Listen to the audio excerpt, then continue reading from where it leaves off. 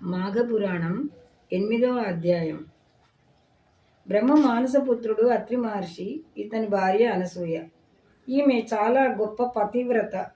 త్రిమూర్తులను తన కుమారులుగా జన్మించమని కోరింది. అత్రి మహర్షి విష్ణువును గూర్చి తపస్సు చేశాడు. విష్ణుమూర్తి ప్రత్యక్షమై, నీకు నేను దత్తుడనైనాను అంటాడు. అత్రి మహర్షి కుమారుడు కాబట్టి ఆత్రేయుడు. మొత్తం మీద దత్తాత్రేయుడు అనబడ్డాడు. ఈయన చాలా గొప్పవాడు, మహిమాన్వితుడు. ఆ రోజులలో మాహిష్మతి నగరాన్ని కృతవీర్యుని కుమారుడు అర్జునుడు పరిపాలిస్తున్నాడు. అతన్నే కార్తవీర్యుడు అని కూడా అంటారు. ఈయన దత్తాత్రేయుని మహిమల గురించి విన్నాడు. ఆయన దగ్గరకు వెళ్ళాడు, శిష్యుడైనాడు, ఆయన్ను సేవించాడు.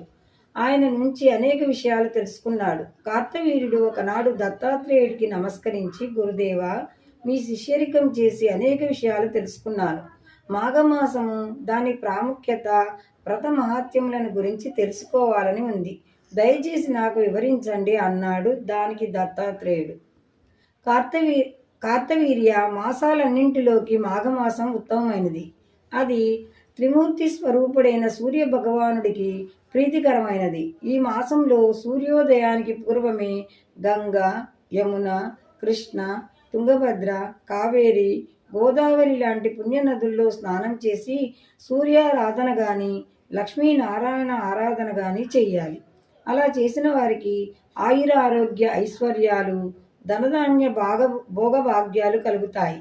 మరణానంతరం విష్ణులోక ప్రాప్తి కలుగుతుంది అని శాస్త్రాలు చెబుతున్నాయి.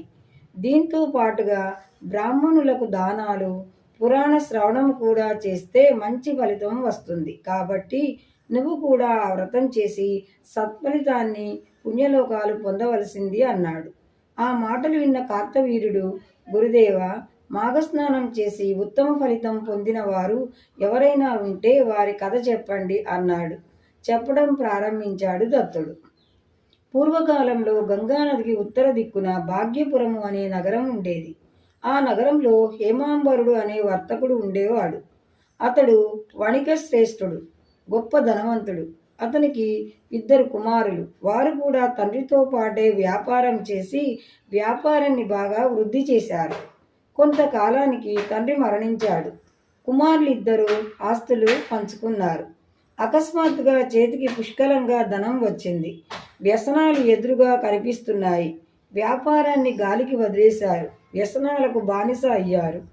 అజ్ఞానము, శ్రీలోలత్వము బాగా అలవాటైపోయినాయి. పొద్దస్తమాను వీటితోనే కాలక్షేపం చేస్తున్నారు.